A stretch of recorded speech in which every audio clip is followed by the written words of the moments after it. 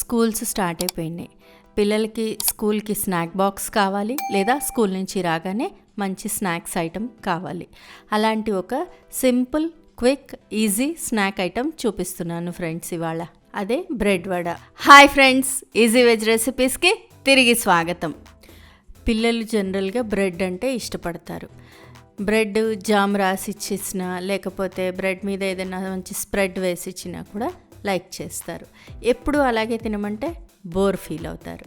So సింపుల్గా, ఈజీగా bread vada చేసిస్తే వాళ్ళకి నచ్చుతుంది, మనకు కూడా ఒక వెరైటీ చేసినట్టు ఉంటుంది. ఈ బ్రెడ్ వడ చేయడానికి కావాల్సిన పదార్థాలు ముందర చూద్దామండి.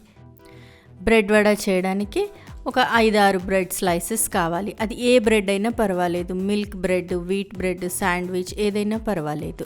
ఉల్లిపాయ 1 లేదా 2 ఉల్లిపాయలు సైజుని బట్టి చిన్న ముక్కలుగా కట్ చేసుకోవాలి.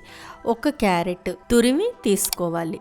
పచ్చిమిరపకాయలు సన్నగా ముక్కలు కట్ చేసుకొని, అలాగే కొంచెం కొత్తిమీర 1 టేబుల్ స్పూన్ దాకా, రుచికి సరిపడా ఉప్పు, కొద్దిగా కారము 1 టీ స్పూన్ కారము, 1 teaspoon garam masala, 1 teaspoon జీలకర్ర, 1/2 కప్ బియ్యపిండి.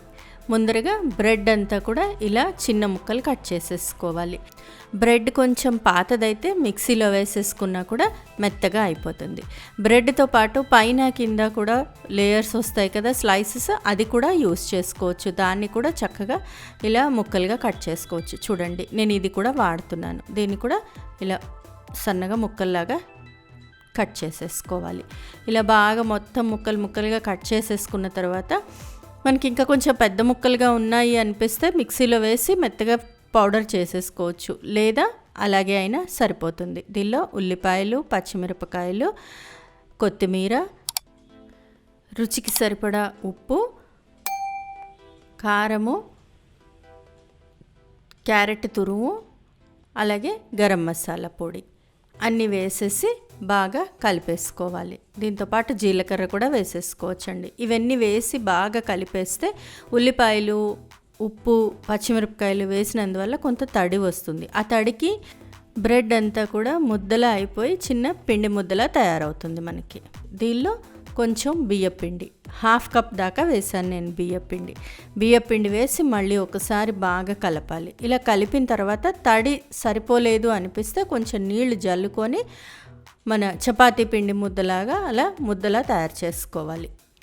ఇది ముందరే నీళ్ళు మాత్రం పోయకూడదండి. తడి చూసుకుంటూ నీళ్లు పోసుకోవాలి.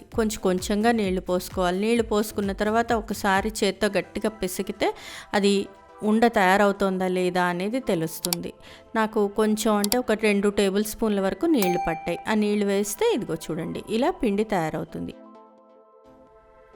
ఈ పిండి ముద్దతోటి చిన్న చిన్న పట్టీల్లాగా, కట్లెట్స్ లాగా అనొచ్చు, లేదా వడలాగా అనొచ్చు, అలా చిన్నవిగా తయారు చేసుకోవాలి. ఒక 1 ఇంచ్ మందంతో తయారు చేసుకుంటే బాగుంటాయి. ఇలా చూడండి, ఇలా రౌండ్గా చిన్న పట్టీలా తయారు చేసుకోవాలి. ఇలా తయారు చేసేసుకొని పక్కన పెట్టేసుకోవచ్చు.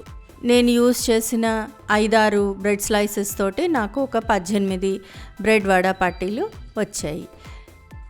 మనకు కావలసిన నంబర్ని బట్టి కొంచెం పెంచుకోవచ్చు, లేదా తగ్గించుకోవచ్చు. దీనిలో ఇంకొక చిన్న వేరియేషన్, అంటే చిన్న మార్పు ఏంటంటే పెరుగు వేసి కూడా చేసుకోవచ్చండి. కొంచెం పుల్ల పెరుగు వేసి కూడా చేసుకోవచ్చు. అయితే పెరుగు వేస్తే నూనె ఎక్కువ లాగేస్తుందని చెప్పి నేను పెరుగు వేయకుండా డైరెక్ట్గా ఇలాగే చేశాను. చూడండి, ఇలా బ్రెడ్ వడ పట్టీలన్నీ రెడీ చేసి పక్కన పెట్టేసేసుకొని అప్పుడు నూనెలో వేసుకొని వేయించుకొని చేసుకోవచ్చు. త్వరగా కూడా అయిపోతాయి.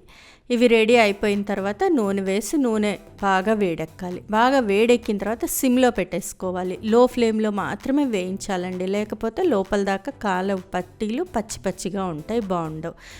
ఎంతవరకు వేయించగలుగుతామో అన్ని వేసి కొంచెం సేపు అలా వదిలేసిన తర్వాత అప్పుడు గరిటెతో చిన్నగా వాటిల్ని కదల్చండి. చక్కగా ఎర్రగా కాలిపోయిన తర్వాత ఇదిగో చూడండి, ఇంత మంచి రంగులోకి వచ్చిన తర్వాత వీటిల్ని చిన్నగా తీసేసి టిష్యూ పేపర్ మీద వేసేసి ఒక 2 నిమిషాల పాటు ఉంచి తర్వాత సర్వ్ చేస్తే బాగుంటుంది. ఈ బ్రెడ్ వడ చల్లారిన తర్వాత కూడా తినడానికి చాలా బాగుంటుందండి. ఇలా జాలి గరిటెలోకి తీస్తే నూనెంతా కూడా వడిలిపోతుంది. నూనె అంతా వడిలిపోయిన తర్వాత టిష్యూ పేపర్ మీద వేస్తే ఆ మిగిలిన నూనె కూడా లాగేసుకుంటుంది. ఇంతే సింపుల్గా బ్రెడ్ వడ రెడీ అయిపోతుందండి. ఈ బ్రెడ్ వడని టొమాటో కెచప్తో కానీ లేకపోతే గ్రీన్ చట్నీతో కానీ సర్వ్ చేయొచ్చండి. పిల్లలకి స్నాక్ బాక్స్లో పెట్టినా కూడా బాగా నచ్చుతుంది, చల్లారినా కూడా బాగుంటుంది కదా. అందుకని నేను అలాగే సాబుదాన్ వడ చేయడం చూపించాను, అలాగే మొక్క పెసలతోటి వడలు చేయడం కూడా చూపించాను. అవి లింక్స్ కింద డిస్క్రిప్షన్లో ఇస్తాను, చూడొచ్చండి. ఫ్రెండ్స్, ఈ రెసిపీ మీకు నచ్చినట్లయితే మీరు ట్రై చేయండి, మీ ఇంట్లో వాళ్ళకి టేస్ట్ చేసి చూపించండి. ఎలా వచ్చిందో నాకు కామెంట్ బాక్స్లో కామెంట్ చేయండి. ఫ్రెండ్స్, ఈ వీడియో మీకు నచ్చినట్లయితే ప్లీజ్ లైక్ చేయండి, షేర్ చేయండి. ఛానల్ సబ్స్క్రైబ్ చేసుకొని వాళ్ళు ఛానల్ సబ్స్క్రైబ్ చేసుకోండి. ఆ బెల్ ఐకాన్ క్లిక్ చేయడం మాత్రం మర్చిపోకండి. మరో మంచి రెసిపీతో మళ్ళీ మీ ముందుంటాను. అంతవరకు సెలవు మరి, బాయ్.